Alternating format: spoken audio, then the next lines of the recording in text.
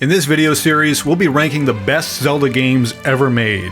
That means Breath of the Wild and Tears of the Kingdom are automatically disqualified. Yes, despite Rolling Stone crowning Breath of the Wild the best video game ever made, I don't even think it's in the top 5 best Zelda games, let alone the best video game ever. Don't get me wrong, when I first played Breath of the Wild, I thought it was a breath of fresh air.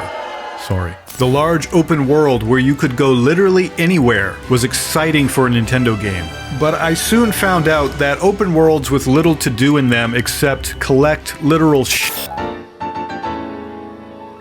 wasn't my thing. In fact, I've only played a couple of open world games that truly impressed me, and those were games with enormous budgets, like Red Dead Redemption 2 and Grand Theft Auto 5, and to a lesser extent, Skyrim. Game developers need to spend a fortune to make open world games compelling, and while Nintendo did spend a lot of time and money on Breath of the Wild and its sequel, I guess it still wasn't enough to impress me much in the long run. As the years went on, I found myself not wanting to replay the 2 most recent 3D Zelda games. In fact, I've not even finished Tears of the Kingdom, which makes it the first Zelda game in history I quit playing. Instead, I prefer literally all other 3D Zelda games. Notice I said 3D Zelda games, because in my opinion, the 3D Zelda games are better than the 2D iterations.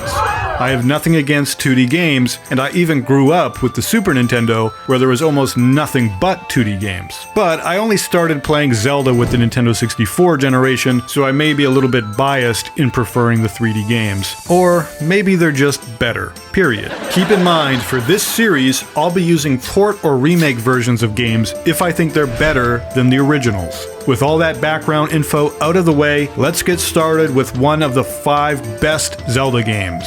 Number 5, The Legend of Zelda: Skyward Sword.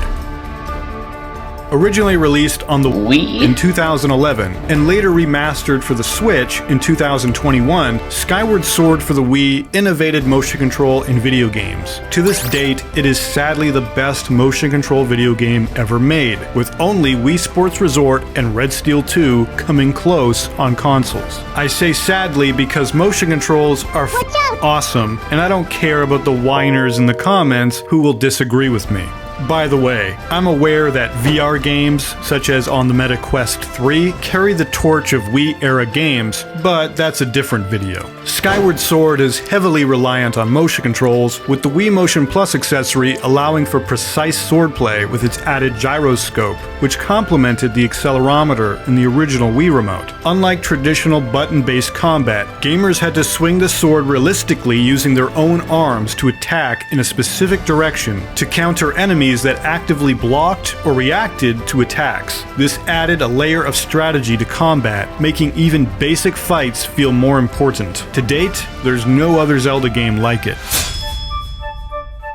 The HD version on Switch introduced button-based controls as an alternative to the motion controls, but I will make fun of you if you use buttons to play Skyward Sword. Unless you have a great accessibility reason, the game should be played with motion controls. Don't get me wrong, the Switch Joy-Con's motion controls aren't as good as the Wii Remote motion controls. That's why I'm ranking the Wii version of Skyward Sword slightly higher than the HD version. While the HD version had some welcome improvements, namely the graphics and frame rate, along with less annoying dialogue interruptions and other quality of life improvements, the Wii Remote Plus motion controls are more important to me. However, I can understand if some gamers prefer the Switch version for the 60 frames per second frame rate, save improvements, and other enhancements. The story for Skyward Sword served as an origin story for the entire series, detailing the beginnings of the Master Sword and the eternal struggle between Link, Zelda, and Shrek. I'll be honest, this isn't my favorite story in the series, but it gets the job done and is far above the recent Zelda games. Fi, or Fi, whatever you want to call her, is a pretty good companion, although she can be annoying. Not nearly on the level of Navi, mind you, but annoying enough that the Switch version had to tone her down a little bit. By the end of the game, I did care about her, but not to the extent of other companions like Midna. I won't get into spoilers, but the ending does reveal something interesting about her character. The game's unique, semi-open world consisted of floating islands above and handcrafted dungeon-like areas below, each featuring creative puzzles and mechanics. The game world was divided into 3 primary surface regions: Faron Woods, Elden Volcano, and Lanayru Desert, each evolving over time with new mechanics and obstacles. I remember after the release of the Wii game, the developers stated in interviews that they'd wanted Skyward Sword to be more of an open world. But this is a case where limitations actually saved the game. At first glance, the sky seems like it could be a rich and dynamic setting, with Link triumphantly soaring on his loft wing between islands. However, most of these islands offer little beyond minor side activities, small treasure chests, or basic NPC interactions. Unlike the Wind Waker's Great Sea, which had various islands with unique secrets, dungeons, and settlements, Skyloft is the only major hub in Skyward Sword, leaving much of the sky empty. Make no mistake, Wind Waker also could have made use of more content in its world, but Skyward Sword is worse.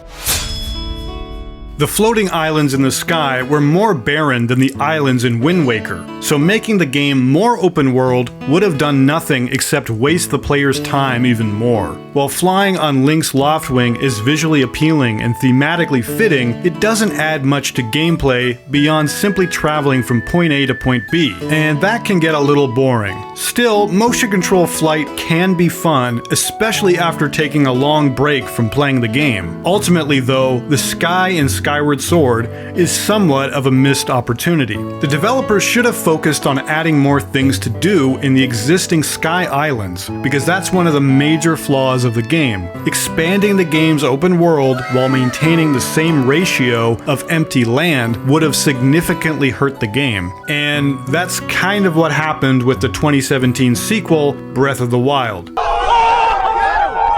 I firmly believe Nintendo learned the wrong lessons with Skyward Sword. The problem with Skyward Sword was not its limited open world, it was a lack of compelling content in that world, and Breath of the Wild and Tears of the Kingdom didn't fix the issue. Arguably, they made it worse. Skyward Sword was the first Zelda game to feature orchestrated music, similar to Super Mario Galaxy. And here's an area that completely trumps Breath of the Wild and Tears of the Kingdom, which had atmospheric music but very little memorable melodies. I'd even argue that Skyward Sword is the last Zelda game with truly memorable music. It's the end of an era. Again, don't get me wrong, there's no Zelda game with truly awful music. Every Zelda game has decent to good music, and even the most recent Zelda game, Echoes of Wisdom, has great tunes. But Skyward Sword marks the end of Zelda games with legitimately outstanding music that go above and beyond the Call of Duty. I just hope the next Zelda game proves me wrong. Skyward Sword features a distinctive art style that blends elements of impressionism with cel-shaded visuals. The graphics strike a decent balance between the more realistic style of Twilight Princess and the cartoon-like aesthetic of the Wind Waker. The game's painterly effect gives environments a soft, watercolor-like appearance. This was especially beneficial for the Wii due to its outdated hardware. Distant objects and backgrounds appeared as if they'd been painted with broad brushstrokes rather than rendered in high detail. The result is an arguably timeless, dreamlike quality that adds to the game's atmosphere. Character models are very expressive and stylized. Link, for example, has large, expressive eyes and fluid animations that bring his movements to life. Enemy and NPC designs are similarly vibrant and creative, fitting the game's whimsical tone. While the Wii's standard definition resolution limited the sharpness of textures, the game's strong art direction ensured that it still looked visually appealing. The HD remaster for the Switch further refined the graphics, improving clarity while largely maintaining the Wii version's artistic vision. I remember a time when the Zelda series was known for its dungeons, rather than an empty open world.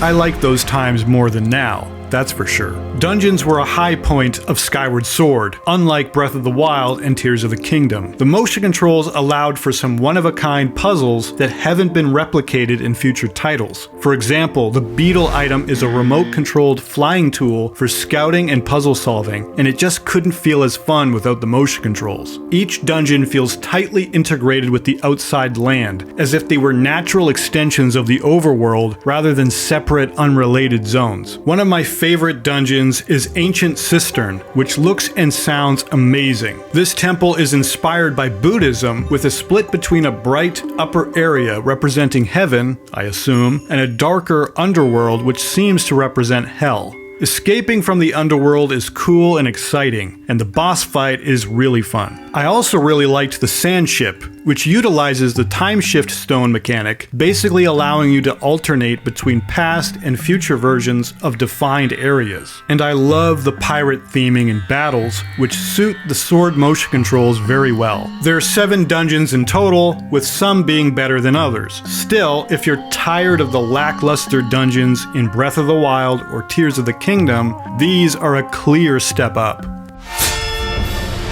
Skyward Sword is my 5th favorite Zelda game of all time. While clearly it has problems, the highs tend to outweigh the lows, and the result is one of the most unique Zelda games ever. It'll continue to be worthy of a play far into the future thanks to its one-of-a-kind control scheme that you simply must experience at least once. I recommend picking up the Wii version for the Wii Remote Plus controls, but if you'd prefer to play on an HD TV, then the Joy-Con motion controls aren't a deal breaker. However, I insist you don't play this game using buttons. They just feel wrong. The game isn't as fun without motion controls. There are better Zelda games out there, but for the start of our series, Skyward Sword will do just fine. If this were a review, I'd give the game an 8.5 out of 10. What do you guys think? Where does Skyward Sword fit in your list? Let me know in the comments below. Thank you for watching. Don't forget to subscribe and click the bell icon so you don't miss the next installment in our Best Zelda Games series. And for everything else Nintendo, visit nintendoup.com.